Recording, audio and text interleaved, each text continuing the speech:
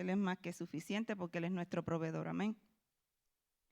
Y eso es lo que la iglesia va a escuchar hoy, que Él es nuestro proveedor. Y la provisión que nos puso fue a Jesús. Amén. ¿Se oye? Oh, se pueden sentar. Pensé que estaban diciendo que no se oía. Ok, bueno. La semana pasada, el miércoles, hablamos de el bautismo y la importancia del bautismo, ¿verdad? Hoy vamos a aprender otro tópico, que es la iglesia. Y van a haber 3 cosas que vamos a hablar bajo el tema de la iglesia. La primera, el significado de lo que es la iglesia. La segunda, cuáles son las características de la iglesia o que debe tener una iglesia. Y la tercera, ¿cuál sería la función, el propósito o la responsabilidad o la misión que debe de tener la iglesia? Amén. Son 3 tópicos que están bajo el tema de la iglesia, que son bien importantes, que todo discípulo de Cristo tiene que entender. Amén. Para empezar, la gente de hoy día tienen ciertas ideas sobre lo que es la iglesia. Estas ideas han sido moldeadas principalmente por la religión, la historia, la mala interpretación de las escrituras, la tradición e incluso hasta la sociedad. Y eso lo podemos ver claramente en la televisión, en las personas que se dicen ser creyentes, amén. Algunos piensan que la iglesia es un edificio o un lugar especial donde los cristianos van a adorar a Dios los domingos. Otros piensan que la iglesia es una organización de personas que están de acuerdo con las enseñanzas de Jesús. Otros piensan que es un grupo de personas que realizan obras de caridad para el beneficio de la sociedad. Pero para ver realmente qué es la iglesia, nosotros necesitamos ir a la palabra de Dios. Amén. Para poder captar esos pensamientos de Dios con respecto a este tema de la iglesia, que es tan importante. Amén. El tema de la iglesia en la Biblia es un asunto profundo y con muchos aspectos que no se pueden cubrir en una sola clase. Si ustedes ven los estudios que yo he hecho en todos los temas que me ha tocado del push, yo casi hago una tesis de 50 páginas en cada tema. Porque para mí todo es importante, para mí no puedo sacar nada, porque todo es relevante. Amén. Todo se conecta. Pero hoy vamos a ver un aspecto inicial de lo que es la iglesia, de su función, de su responsabilidad y de lo que la caracteriza según lo que dice la palabra de Dios. Amén. Vamos a ir a Mateo 16, 18. Mateo 16, 18. Y aquí en Mateo 16, 18 se menciona por primera vez este asunto del tema de la iglesia. Amén. Y dice, y este es Cristo diciéndole a Pedro, ¿verdad? Porque Cristo anteriormente en los capítulos, si lo pueden poner desde el 13, por favor, para poder tener un mejor entendimiento. Gracias. Mateo 16, 13, gracias. Dice que cuando llegó a la región de Cesarea de Filipo, Jesús preguntó a sus discípulos, ¿quién dice la gente que es el Hijo del Hombre? Y les respondieron, bueno, unos dicen que es Juan el Bautista, otros que es Elías y otros que es Jeremías o uno de los profetas. Y Cristo le pregunta a sus discípulos, ¿y ustedes? ¿Quién dicen que soy yo? Y Simón Pedro afirmó, tú eres el Cristo, el Hijo del Dios viviente. Y Jesús le dice a Pedro, dichoso tú, Simón, hijo de Jonás, porque eso no te lo reveló ningún mortal, sino mi Padre que está en el cielo. Ahora yo te digo que tú eres Pedro, y sobre esta piedra edificaré mi iglesia, y las puertas del reino de la muerte no prevalecerán contra de ella. Hay algo bien importante que podemos aprender de Mateo 16, 18. La primera es que cuando Jesús dice, edificaré mi iglesia, ¿verdad? Este es el primer uso, primero, que se nos da sobre la palabra iglesia en el Nuevo Testamento. Iglesia es la palabra griega antigua, eclesia. Esta primera mención de la iglesia en Mateo 16, 18, que acabamos de leer aquí, fue antes del comienzo de lo que normalmente pensamos como la iglesia en el día de Pentecostés en Hechos 2. Esto demuestra que Jesús estaba anticipando o profetizando lo que vendría por medio de estos discípulos y apóstoles y sobre todos aquellos que creyeran en su mensaje. ¿Y cuál era el mensaje? Que Jesús es el Hijo del Dios viviente. Amén. Esta antigua palabra griega, eclesia, no era una palabra religiosa. Esta palabra solamente significaba un grupo o un grupo llamado a salir. Al Jesús describir el grupo futuro de sus seguidores y discípulos, él deliberadamente escogió una palabra sin ningún significado religioso distinguido para identificar su iglesia. Esta declaración de Jesús era una demanda clara de propiedad, pero propiedad de que era su iglesia, porque él dice mi iglesia. Amén. Esto quiere decir que la iglesia pertenece a Jesús y no al hombre. La iglesia no pertenece a ninguna denominación, a ningún sínodo, a ningún presbiterio, a ninguna asociación, a ningún consistorio, diaconado, párroco o membresía. La iglesia es de Cristo y es solamente de Cristo hacer lo que mejor a Él le parece. Amén. Jesucristo mismo también identifica a la iglesia llamando a las personas a Él mismo. Jesús prometió también en Mateo 16, 18 que Él edificaría su iglesia. Amén. Y Lucas, con todo cuidado, nos dice que el crecimiento de la iglesia no vino solo por el esfuerzo humano, sino que el Señor añadía al grupo de los que iban siendo salvos, como lo dice Hechos 2:27. No vamos a ir porque ya lo leí.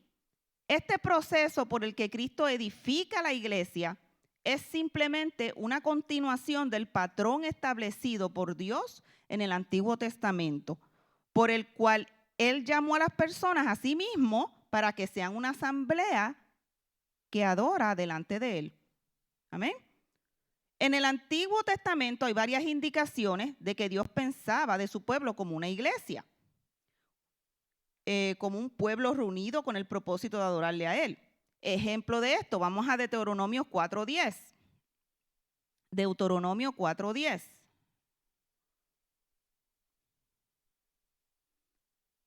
Gracias. El día que ustedes estuvieron ante el Señor su Dios en Horeb, Él me dijo: convoca al pueblo para que se presente ante mí y oiga mis palabras para que aprenda a temerme todo el tiempo que viva en la tierra y para que enseñe esto mismo a sus hijos. Aquí Moisés, ¿verdad?, estaba dando una convocación al pueblo. Ahora vamos a buscar lo que significa convocar. Amén. Convocar en hebreo es kahal, que en un término griego es eclesiazo. Se oye como eclesia, ¿verdad? Que es eclesiazo, que significa reunir una asamblea, demostrando que el verbo o la acción aquí está emparentada o unida igualmente al sustantivo del Nuevo Testamento, que es iglesia, que en griego es eclesia. Aquí también en este versículo, vamos otra vez a Mateo 16, 18. Mateo 16, 18. También Jesús da una promesa maravillosa a la iglesia, ¿verdad? ¿Y cuál es esa promesa? Que las puertas del Hades no prevalecerán contra su iglesia, ¿verdad? Las fuerzas del mal y la muerte no iban a prevalecer en contra de su iglesia y ni la conquistarían. Esta es una promesa de gran valor en estos tiempos difíciles que nosotros estamos viviendo hoy. Porque los tiempos que nosotros estamos viviendo hoy, además de ser difíciles, también son bien desalentadores. Y esta promesa nos da fortaleza, amén, nos da esperanza. Dice que aquí que las puertas del Hades nunca van a prevalecer en cuanto a qué, a destruir las verdades sagradas en la iglesia que le pertenece a Cristo. En la iglesia somos usted y yo, amén. Ahora, ahí mismo en ese versículo, una pregunta que mucha gente se hace y que yo me hice también. ¿Qué fue lo que quiso decir Jesús cuando dijo que Pedro era la roca sobre la cual él edificaría su iglesia? Amén. Y de aquí vamos a basar el concepto de lo que es la iglesia. Amén. Jesús no estaba haciendo referencia a un edificio. Si se fijan, este es el edificio donde estamos ahora, ¿verdad? O a una denominación. La iglesia se llama luego un ministerio, ¿verdad? Él se refería a la iglesia como usted y yo. Las iglesias que tienen manos, pies, ojos, amén, somos nosotros. Pedro acababa de confesar su creencia en Jesús como el Hijo de Dios viviente. Y sobre esa base, Jesús estableció o definió la iglesia. Amén. La manera en la que Jesús se refiere a la iglesia tiene un significado muy diferente de lo que comúnmente pensamos hoy. Cuando él estaba hablando de la iglesia, estaba refiriéndose al cuerpo de creyentes que habían puesto su fe en él, como el Hijo del Dios vivo. Aquí es importante también entender que la iglesia no es una denominación, como habíamos dicho antes, con la que estamos familiarizados. Debemos aprender a comprender la diferencia entre quiénes somos y el nombre que aplicamos a nuestra identidad, para no caer en la trampa del enemigo. Nosotros somos la iglesia. El lugar donde adoramos y llevamos a cabo nuestro trabajo es solo eso, un lugar. La iglesia somos nosotros las que la constituimos, amén. El grupo de Asaf que están cantando, el pastor, ¿verdad? Los miembros que la vienen a visitar, aquellos que nos sintonizan, que son creyentes también, amén.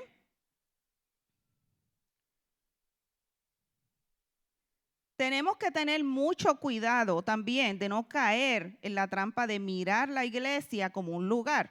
Y les voy a decir por qué. Porque esto fácilmente nos podría separar de nuestra misión, de nuestra función, de nuestra responsabilidad. Amén. De que Dios nos ha dado a cada uno de nosotros como iglesia. Amén. Cuando pensamos en la iglesia,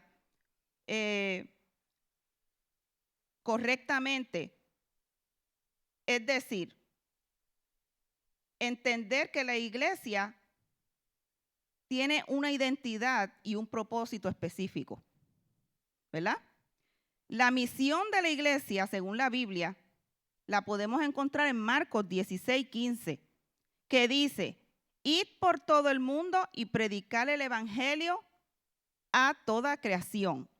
También Mateo 28, 19 al 20 dice que la misión de la iglesia es: id pues y hacer discípulos a todas las naciones, enseñándoles que guarden todas las cosas que les he mandado, y he aquí, yo estaré con ustedes todos los días hasta el fin de los tiempos.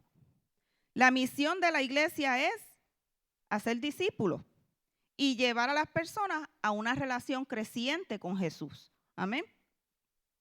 También en la Biblia podemos ver la misión integral, ¿verdad? La misión que es total en la iglesia. Esa la podemos ver en Lucas 4, 18 al 19, que dice, anuncien la buena nueva del evangelio.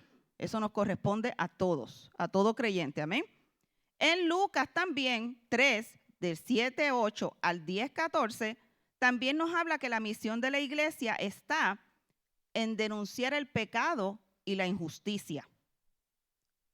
Amén. Esa es la manera en que uno también puede mortificar el pecado en la vida de las personas.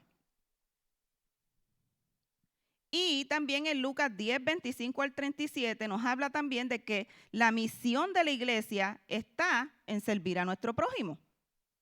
Si se fijan, hay muchas misiones, ¿verdad?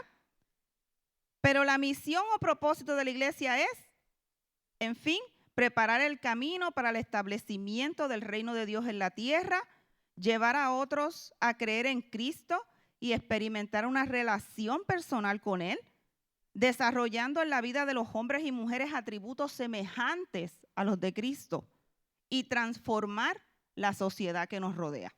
Amén. Hay 4 funciones o propósitos de la iglesia. La primera es ministerio a Dios. Cuando se habla de ministerio a Dios, eso se refiere a adoración. Con respecto a Dios, ¿verdad? Que se está hablando aquí, el propósito de la iglesia es adorarle. Vamos a Colosenses 3:16. Colosenses 3:16.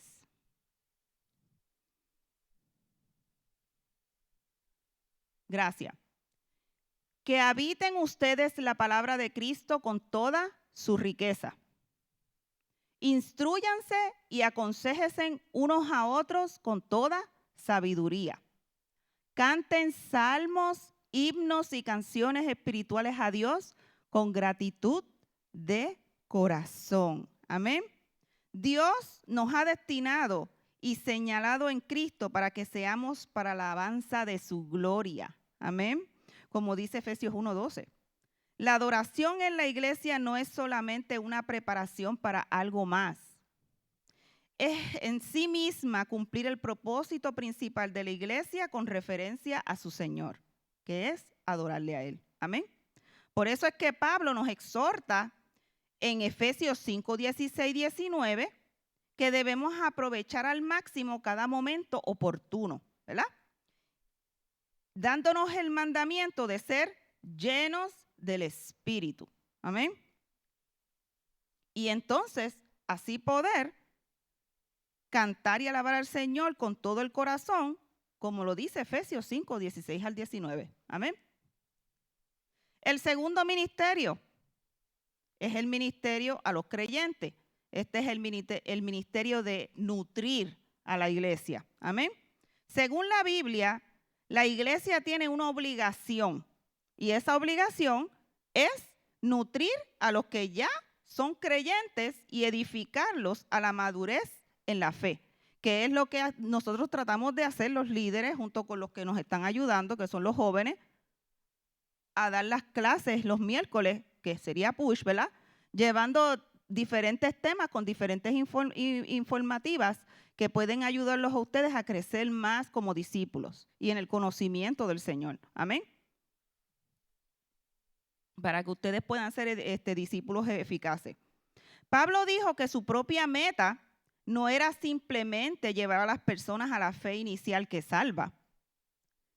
Pablo dijo que la meta era presentar perfecto a Cristo, a Jesús, todo hombre. Y eso está en Colosenses 1:28. Vamos a Colosenses 1:28.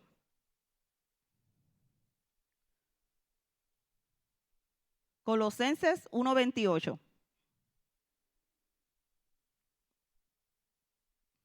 Gracias. A este Cristo proclamamos, aconsejando y enseñando con toda sabiduría a todos los seres humanos para presentarlos a todos perfectos en Él. Amén. Esa es la meta de Pablo y esa es la misma meta que nosotros todos aquí debemos de tener. Amén. Que la iglesia en general. También le dijo a la iglesia de Efeso que Dios dio a la iglesia personas dotadas con el fin de capacitar al pueblo de Dios para la obra de servicio, para edificar el cuerpo de Cristo. Y de ese modo, todos llegaríamos a la unidad de la fe, ¿verdad? Que es en Cristo. Amén. Nuestra meta como iglesia, claramente aquí está, en que se debe presentar a Dios todo creyente perfecto ante Cristo. Amén. El tercer ministerio, el ministerio de la evangelización y la misericordia. Jesús le dijo a sus discípulos en Mateo 28, 19. Vamos otra vez a Mateo 28, 19. Además les digo que si 2 de ustedes en la tierra se ponen de acuerdo sobre cualquier cosa que pidan, les será concedida por mi Padre que está en el cielo.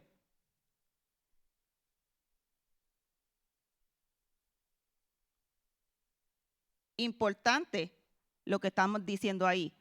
La oración es importante, ¿verdad? Una de las cosas para también poder dar una evangelización del ministerio al mundo, ¿verdad? Sería ser discípulos de todas las naciones. Esta obra evangelizadora de declarar el evangelio es el ministerio primario de la iglesia hacia el mundo. Sin embargo, acompañando la obra de evangelización, también está el ministerio de la misericordia. Este ministerio incluye atender en el nombre del Señor a los pobres y a los necesitados. Aunque el énfasis del Nuevo Testamento es dar ayuda material a los que son parte de la iglesia, como lo diría Hechos 11:29, 2 de Corintios 8:4 y Juan y Primera de Juan 3:17, porque esos son versículos bíblicos que enfatizan sobre la ayuda material a los que son parte de la iglesia. Con todo, hay una afirmación de que es correcto también ayudar a los que no son creyentes, aunque ellos no respondan con gratitud o aceptación el mensaje del evangelio. Jesús nos dice en Lucas 6, 35 al 36. Vamos a Lucas 6, 35 al 36. Ustedes, por el contrario, amen a sus enemigos, háganles bien y denles prestado sin esperar nada a cambio. Así tendrán una gran recompensa y serán hijos del Altísimo, porque Él es bondadoso con los ingratos y malvados. Sean compasivos, así como su Padre es compasivo. Ahí nos están dando la referencia de a quién debemos imitar. Amén. El punto de la explicación de Jesús es que nosotros debemos imitar a Dios, al ser bondadosos por igual con los que son ingratos y egoístas. Amén. Tenemos el ejemplo de Jesús que no intentó sanar solo a los que lo aceptaron como Mesías. Más bien, cuando grandes multitudes vinieron hacia él, él puso la mano sobre cada uno de ellos y los sanó.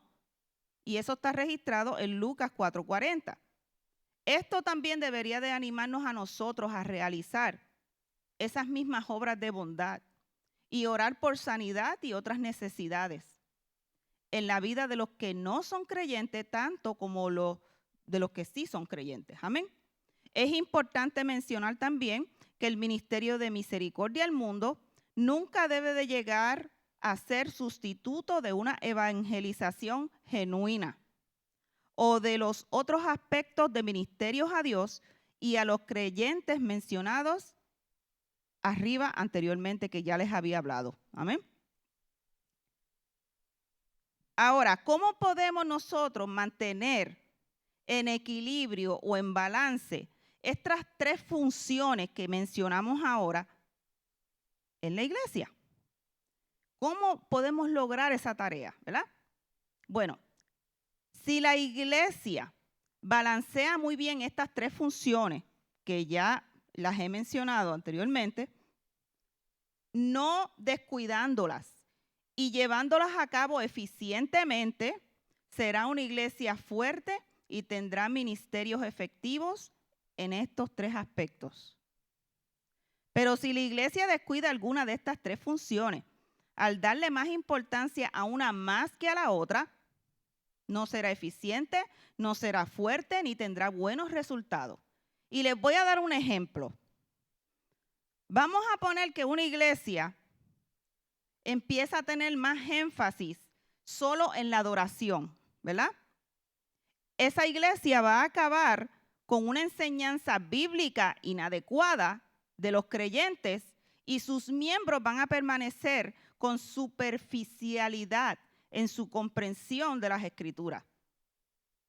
Que eso da como resultado que serán inmaduros en sus vidas cristianas. Segundo ejemplo, vamos a poner que una iglesia descuida la evangelización. Y la evangelización es bien importante. Esa iglesia va a dejar de crecer en su influencia a otros. Se volverá egocéntrica. Mírame, pero no me toques, ¿verdad? Y a la larga empezará a marchitarse. Qué triste, ¿verdad? El otro ejemplo, vamos a poner que hay una iglesia que pone más énfasis en la edificación de los creyentes, pero que descuida la adoración y la evangelización. Esa iglesia va a tender a producir creyentes que saben mucha doctrina bíblica, pero cuyas vidas espirituales están secas, porque conocen muy poco del gozo de adorar a Dios o de hablar a otros de Cristo. El cuarto ejemplo, vamos a poner que hay una iglesia que pone mayor énfasis o prioridad en la evangelización. Aquí no es que está descuidándola, sino que está poniendo más énfasis, más prioridad en la evangelización. Y descuida la adoración y la edificación de los creyentes. Esta iglesia va a terminar con creyentes inmaduros que hacen énfasis en el crecimiento en números de las personas que vayan a asistir a la iglesia, pero que tienen menos y menos amor genuino a Dios expresado en su adoración. A la hora de adorar están fríos, están secos, se sientan en la silla, están las alabanzas y están así que parecen zombies, ¿verdad? Y también va a terminar también con menos y menos madurez doctrinal y santidad personal en sus vidas.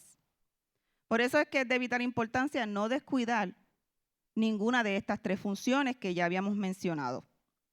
Una iglesia saludable debe recalcar y aplicar continuamente estas tres funciones, teniendo una respuesta apropiada, teniendo también una práctica balanceada a la diversidad de dones que Dios nos ha dado. Hay que entender que Jesús vino a salvar a los perdidos y aquellos que creen en Él se van a convertir en su iglesia y asumirán la responsabilidad que va a venir con esa fe. La iglesia va a cumplir esta tarea al estar comprometidos en continuar la obra que Cristo comenzó. Así es como nosotros vamos a poder lograr cumplir esta tarea, continuando la obra que Cristo comenzó. Así como el paso del tiempo, ¿verdad? Necesariamente trae cambio, la forma en que nosotros hacemos las cosas hoy puede no ser necesariamente la forma en la que las vamos a hacer el año que viene, o maybe que las hicimos el año pasado, o la forma en que las haremos dentro de 5 años, ¿verdad? Algunas cosas nunca van a cambiar como lo es nuestra misión. Amén. Pero en un mundo que cambia constantemente, la iglesia debe de rendir cuenta de su misión eterna. Nada es más importante en los días de hoy que el mensaje de la salvación a través de Cristo Jesús. Por eso es que es bien importante la evangelización. Sin embargo, a menos que nosotros estemos dispuestos a hacer los cambios que van a equipar a la iglesia para hacer su trabajo, la importancia del conocimiento del evangelio probablemente nunca va a llegar a aquellos que están perdidos. En el libro de Charles Stanley, donde estaba sacando yo este tema sobre la iglesia, hay unos cuantos apuntes que yo quise sacar, lo puse aquí y lo quiero leer, ¿verdad? habla de un libro de un señor llamado Elmer L. Towns, ¿verdad? Este libro se llama Las 10 iglesias más innovadoras de la actualidad, se llama el libro. Y Elmer L. Towns, que es el que escribe este libro, él afirma estas palabras: nuestra cultura es como una carrera de carreras que corre hacia el futuro. Y él hace una pregunta: ¿pero la iglesia se va a quedar atrás? Demasiadas congregaciones, dice él, están hibernando iglesias, retirándose del mundo, negándose a enfrentar el desafío de la sociedad. Muchas iglesias no están manteniendo el ritmo, sino que están quedando atrás. Nuestro mundo es muy diferente al de Jesús y al de sus discípulos. Hoy es arriesgado acercarse a los incrédulos. La iglesia tiende a cambiar cuando los recién llegados son diferentes a los antiguos, a los que estaban ya antes, que ya llevan más tiempo ahí en la iglesia. La obra de Dios rara vez es ordenada, limpia o libre de problemas. Nuestro mundo está cambiando a nuestro alrededor. Todos los organismos sanos se adaptan o mueren. Y eso no es claramente lo que estamos viendo hoy. Sí lo estamos viendo hoy. También lo mismo ocurre con las iglesias, como también lo dice otro escritor llamado Leigh Anderson. Y él dice que la iglesia del siglo XXI está lidiando con una generación desanimada, deprimida, cansada, solitaria y que se siente culpable. Eso no quiere decir que la gente en la época de Jesús no experimentaban alguno de estos problemas. Sí los experimentaban. Pero vivimos en un mundo hoy día de personas que están abrumadas por la desesperación, por la incertidumbre. Y nosotros, los que somos discípulos del Señor, que venimos aquí a agarrar estas clases, debemos de reconocer la mentalidad de esas almas a las que nosotros vamos a llegar, ¿verdad? Para evangelizarle y ser discípulos eficaces. Amén. Que con eficacia podamos llevar el evangelio de Dios a esas almas que tanto necesitan de Jesús.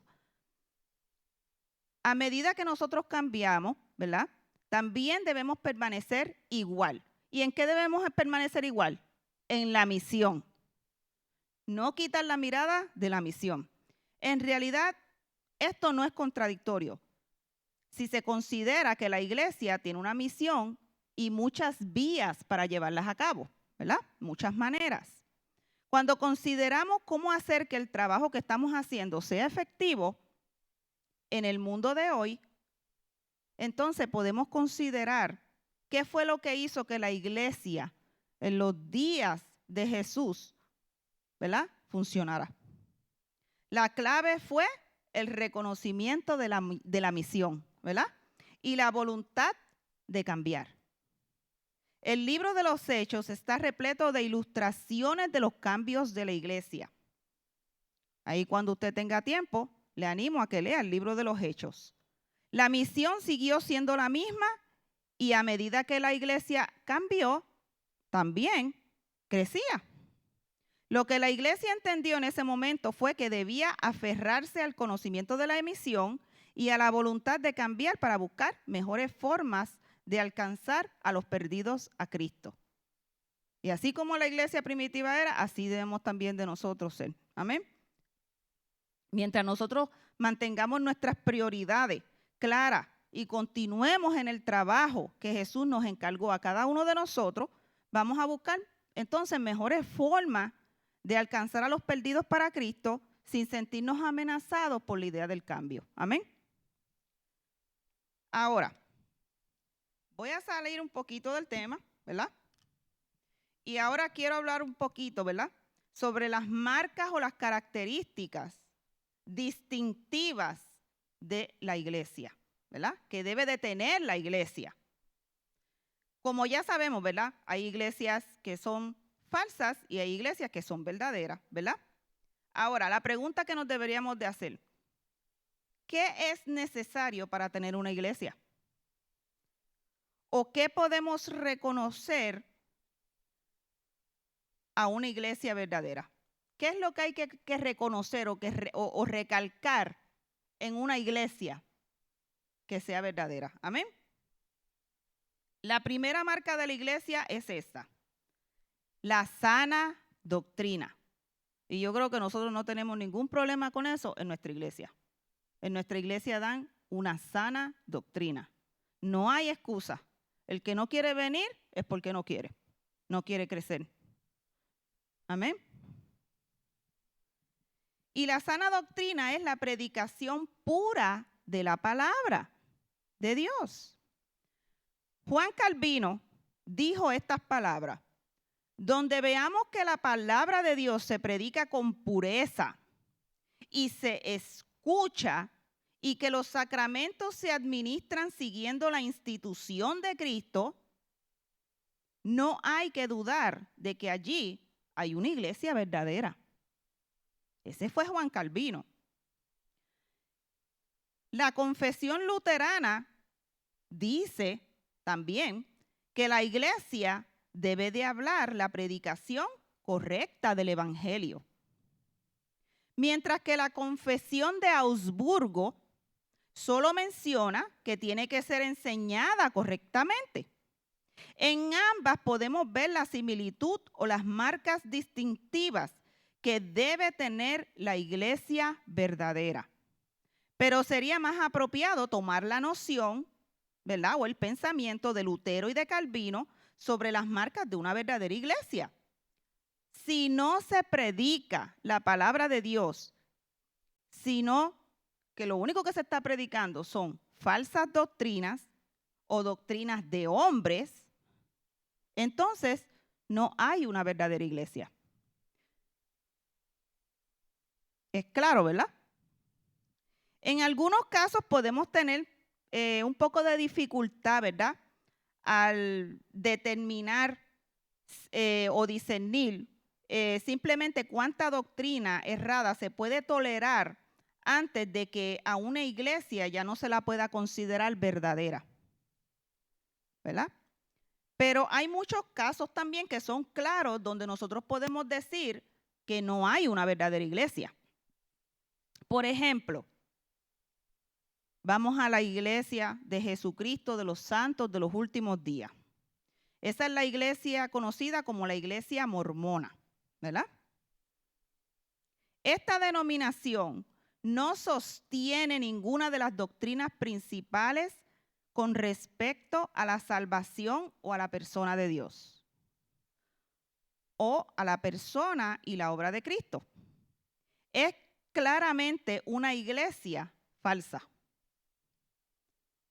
De modo similar, también están los testigos de Jehová, que ellos enseñan salvación solamente por obras y no por confiar solo en Cristo. Esta es una desviación doctrinal fundamental, porque si las personas creen, ¿verdad?, en las enseñanzas de los testigos de Jehová, simplemente no son salvos. Ellos también son considerados una falsa iglesia. Vamos a tener mucho ojo aquí con esto.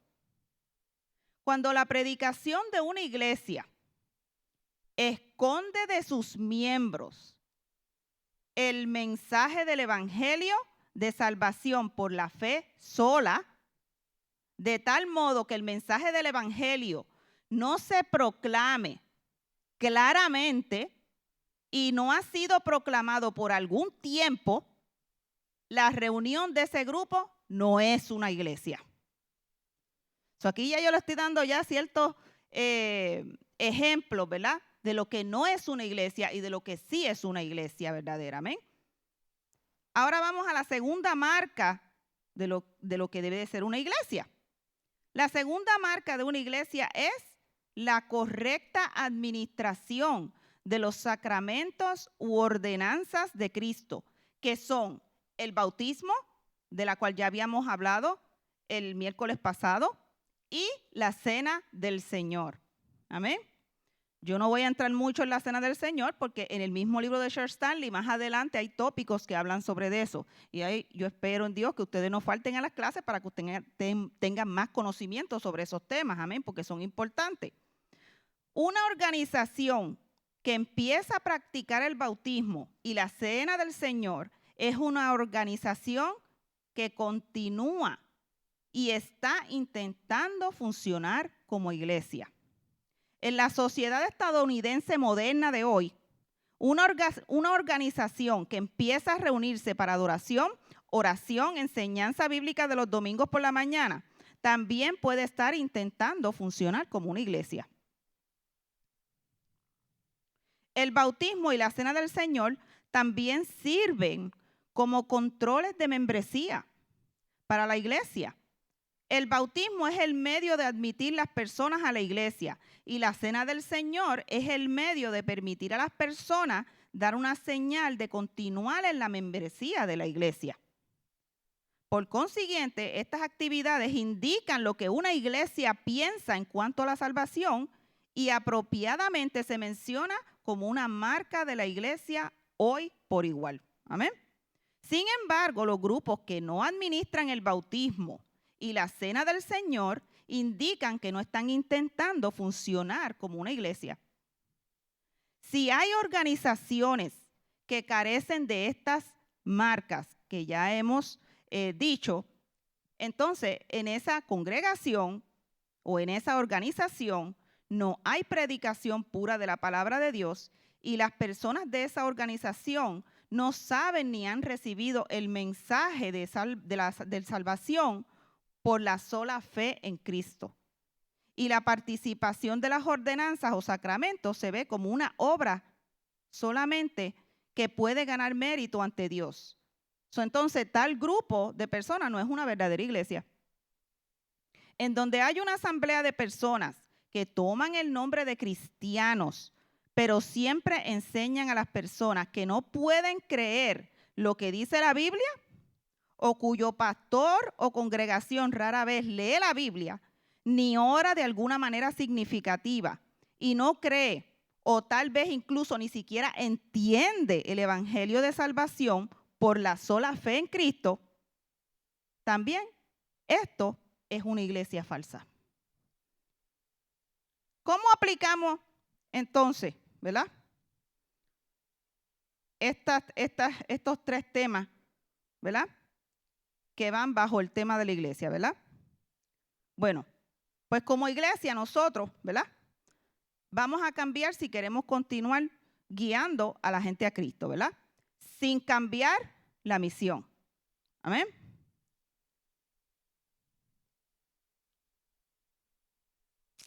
El doctor George Hunter, que es un decano de la Escuela de Misión Mundial del Seminario de Asbury, hace estas siguientes observaciones.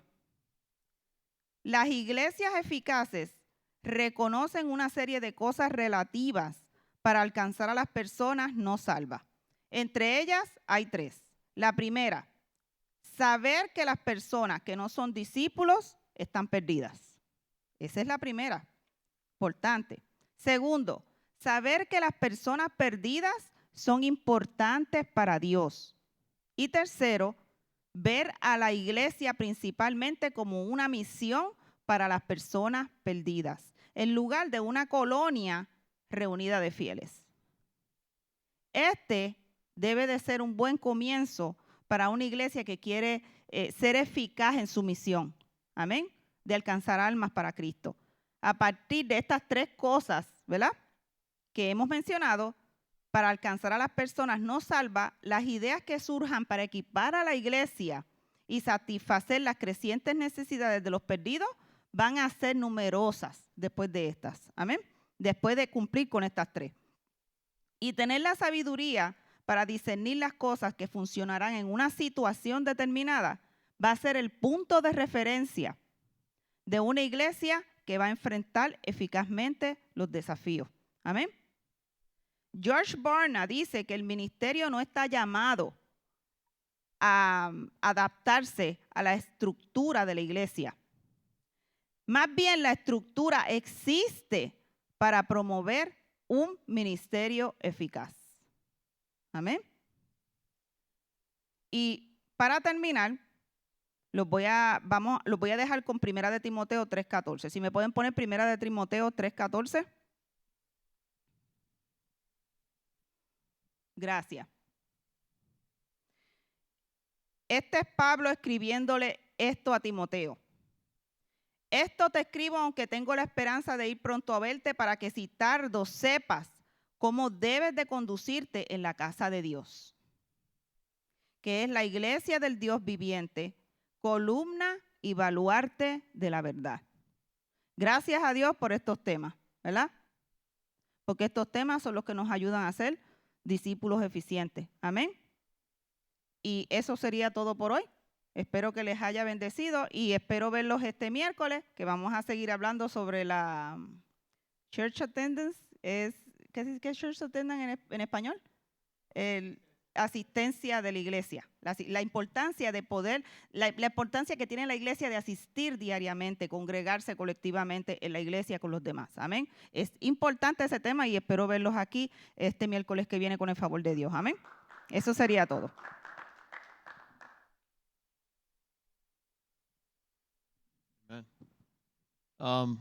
Like I had mentioned to you guys before, every single week is going to be a different topic. My wife mentioned something here in the beginning. I just want to touch on a couple of points. Was the definition of the church, ecclesia. Now, one of the definitions in Greek is an assembly or a gathering. In ordinary Greek, it refers to citizens of a city gathering to decide political issues.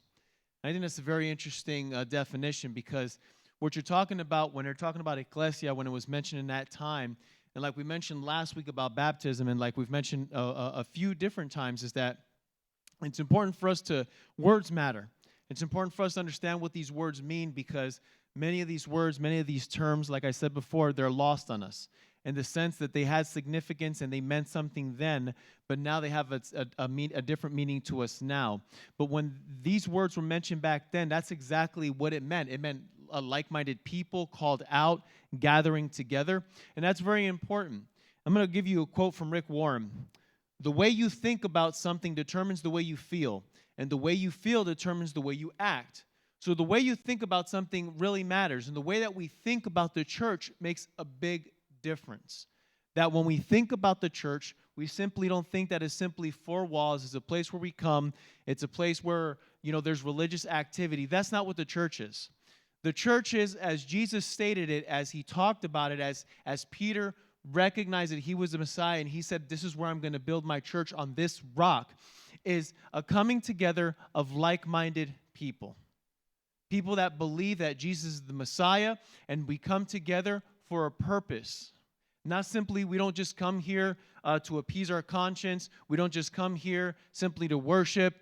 We don't just come here simply for petitions, or if we have issues to talk to the pastor, talk to the leader. No, this is where we come, that people come together that are like-minded for a purpose and a plan.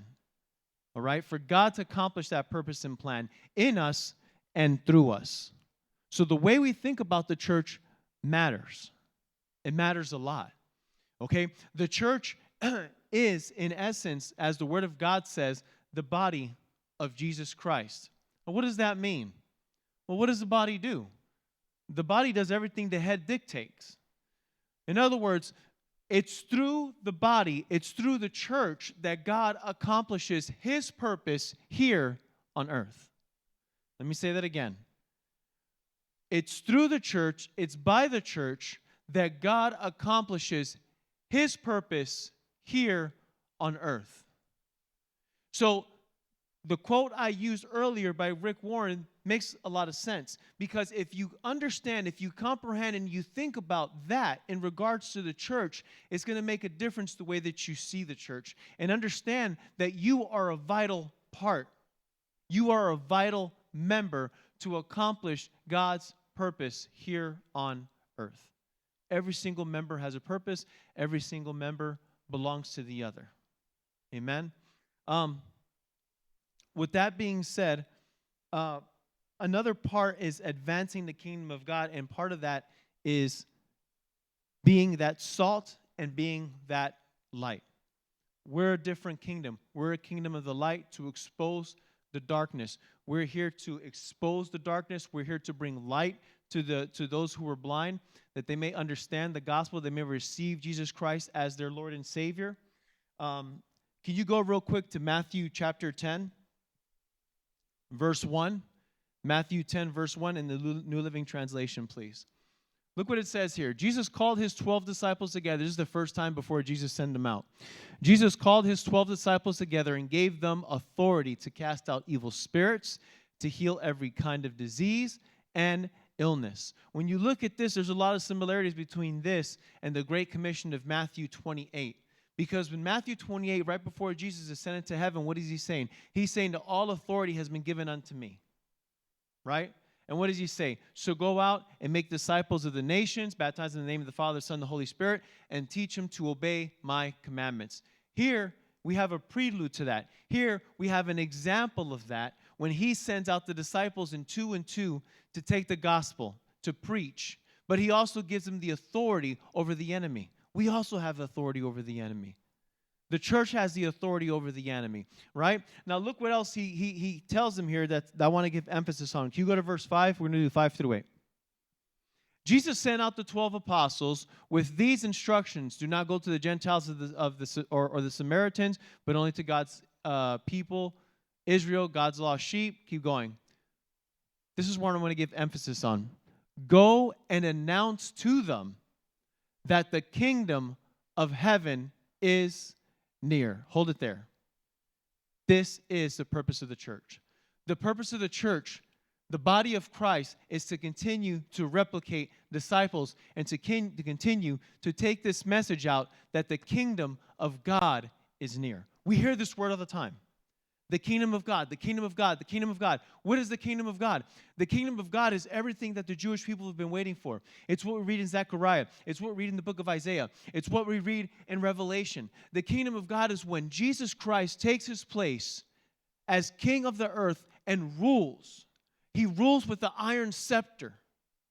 We get to experience Jesus' rule here on earth, and we get to experience the way that creation was meant to be.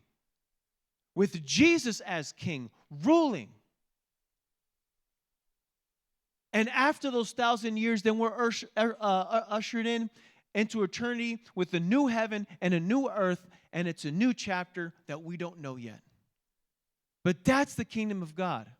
The kingdom of God, when the Jewish people are waiting for, and the word of Zechariah says that at that time, people from other nations will come and grab a Jew by the cloak or by his robe and say, take us to worship your God. I mean, it's going to be a time of unparalleled. I mean, it's going to be amazing. People from every nation will come to worship Jesus because he will rule on the earth, and we are part of that kingdom. We have a big part in that kingdom. So our purpose of the church here now is to proclaim that king, that it's near, it's coming. And part of the proclamation for that kingdom is going to bother people.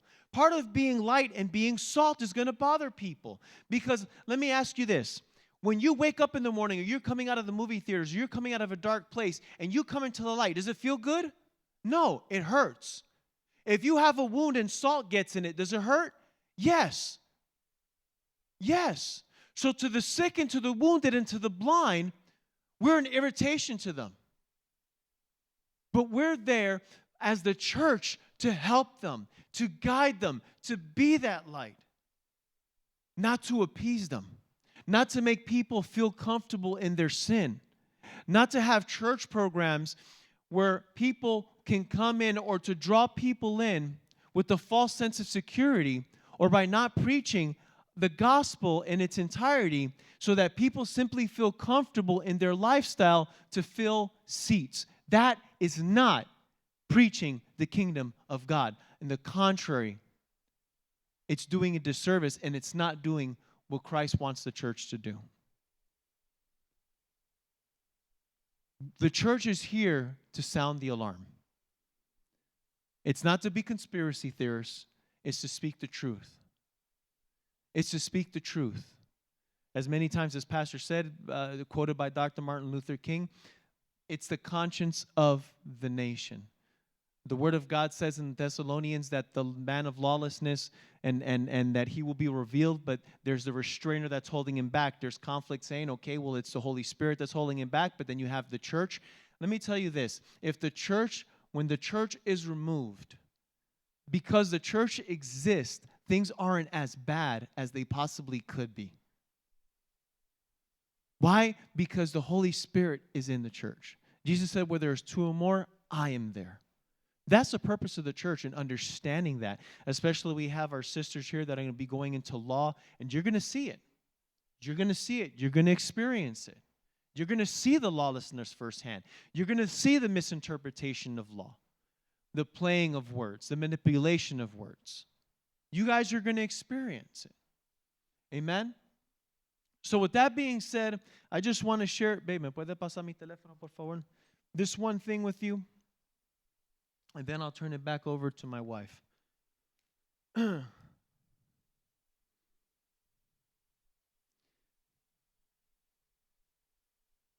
We have no intentions or reason to bash any particular church or pastor, because it's not a responsibility. Everyone is going to have to give an account to God for the decisions that they made.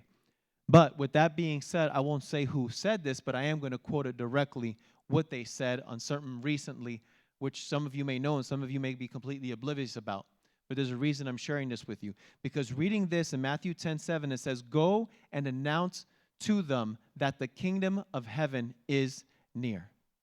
If you hear something is near, what does that spark in you? Doesn't that spark a sense of urgency? If you hear something is near, right? If you hear something's near, for instance, it's starting to get a little warm, right? And you know what I noticed the past I think like maybe last week, you know what I started hearing on my block?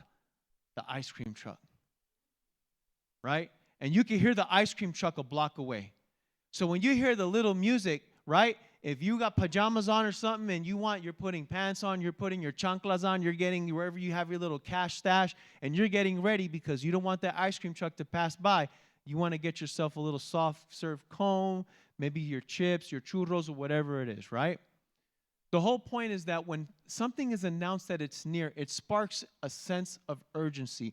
It sparks a necessity to be prepared.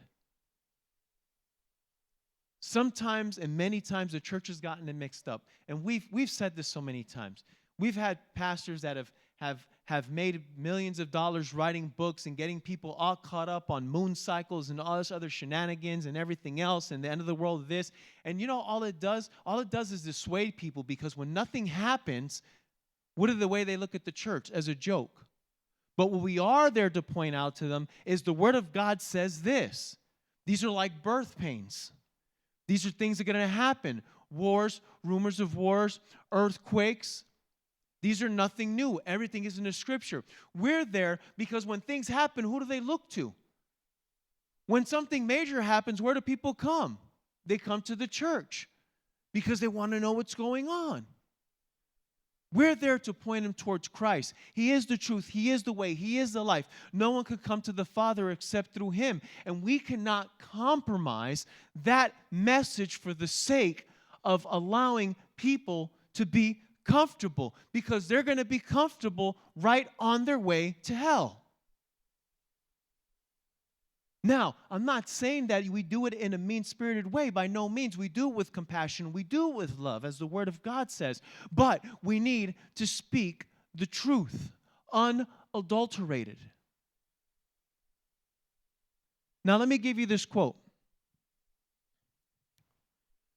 For us, this is a pastor at a very prevalent church with thousands of members, and this was this pastor's quote, or a representative of this pastor, I should say, for their Easter service, or we don't use the term Easter, for resurrection service, right?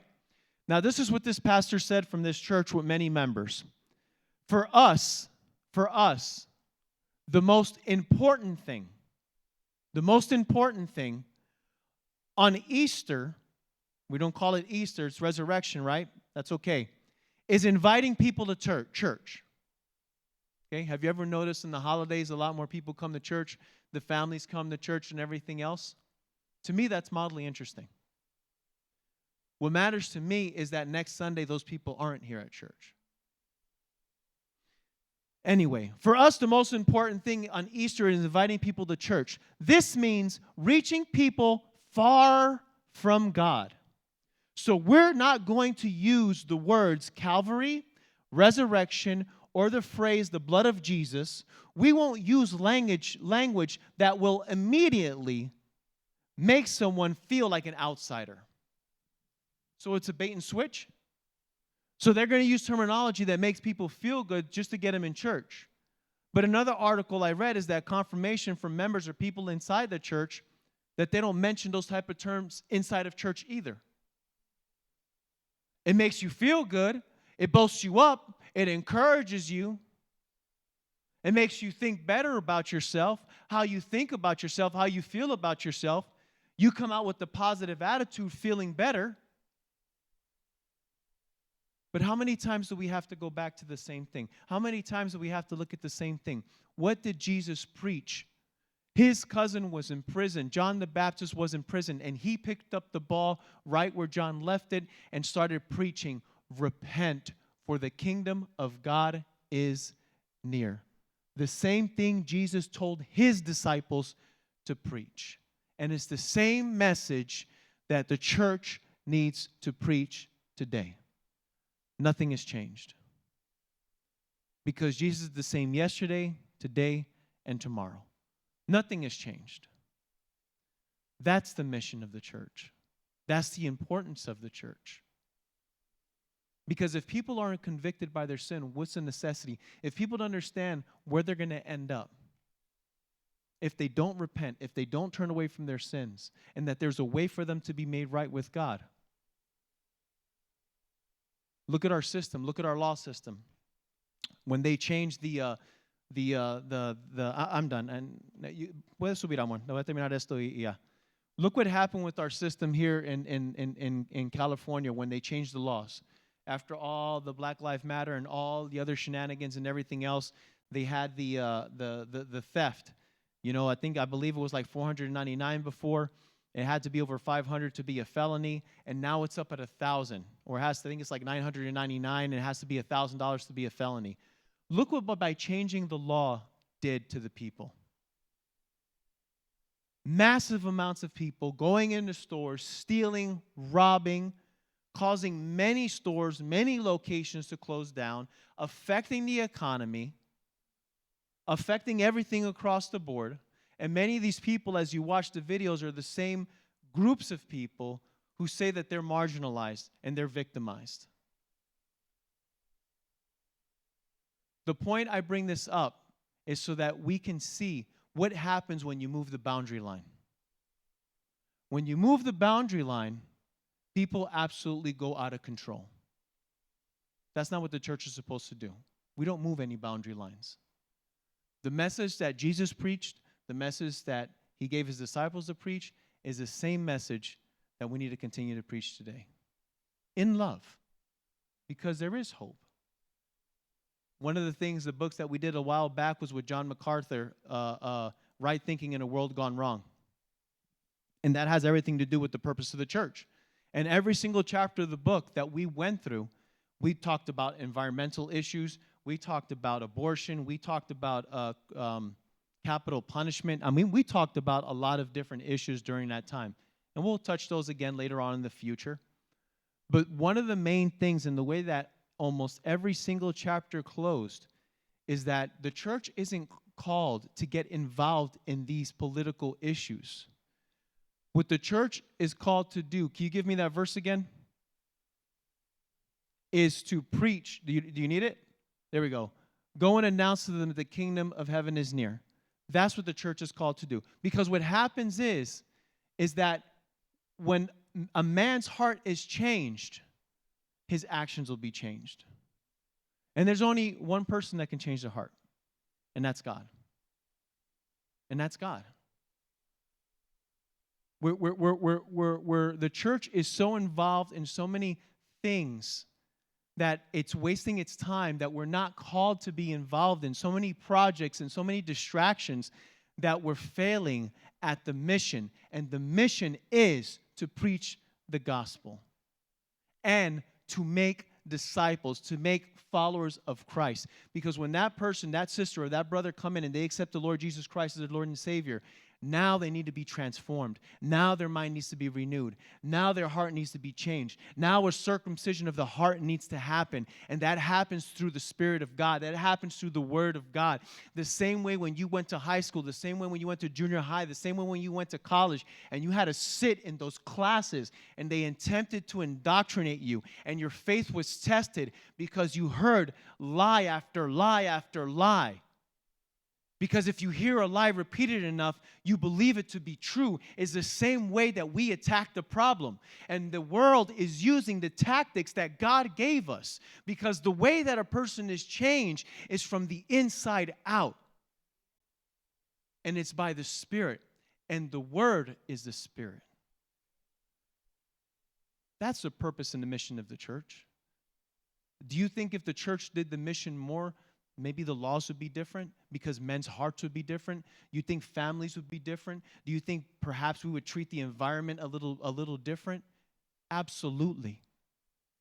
But the enemy and Satan is so sly because he's a serpent that he has the church, he has the youth distracted in things that are irrelevant. He has us caught up on the wrong issues, and the issue is the issue of the heart, and only God can transform that. You look at those videos, you look at all the craziness happening here in California. They're not the enemy. The enemy is Satan. It's a spiritual warfare, and they're captured, and their minds are blinded by him. That's the mission field. Those people you go to school with is the mission field. The people I work with are the mission field. I'll leave this last testimony. Babe, tú tienes que subir porque si no voy a seguir. Vente, sube. I'll give you this last testimony. Sube. Last week, I mentioned this in the preaching I spoke on Sunday, and I talked to my wife about it, but I didn't talk to you guys about it. Last week, on Friday, we have a skeleton crew at work.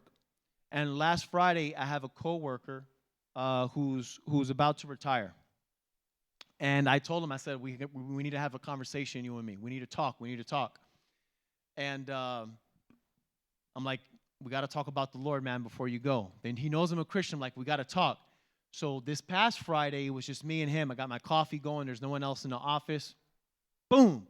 Got him and just started just laying it on. I'm talking. I'm asking the Lord. I'm asking God for the guidance of the Holy Spirit. And we're just talking. We're going out for about like maybe an hour and a half just talking. He's asking questions. It's going back and forth. There's a good dialogue going. And that's it. You know, I had a little book. And don't misinterpret me. I'm not saying this to pat myself in the back. There's a reason why I'm sharing this with you, because it's relevant to the verse that we just read. Amen. I had a little book that's God's Promises. It's almost like the book that I gave you guys with the board a while back with the, what's it called? What is it? Touch points. You know, it's where like you could look up certain topics. Who is Jesus? About salvation. For someone that's a novice that really doesn't know how to navigate the Bible, so they can go straight to it and read it. So today, he comes up to me and we're talking. We had to take care of something. He's like, he's old, obviously he's older than me. He's about to retire. He's like, can I tell you a secret? I'm like, yeah. He's like, but, I mean, it has to stay between us. You can't tell anyone else. I'm like, I'm a vault, brother, whatever. I'm telling a secret now, right? But, I mean, okay, you don't know who it is, and this isn't in work. There's a reason. Okay, all right. But, like, I'm not telling Brother Jay anything because he's going to say it from the pulpit. No.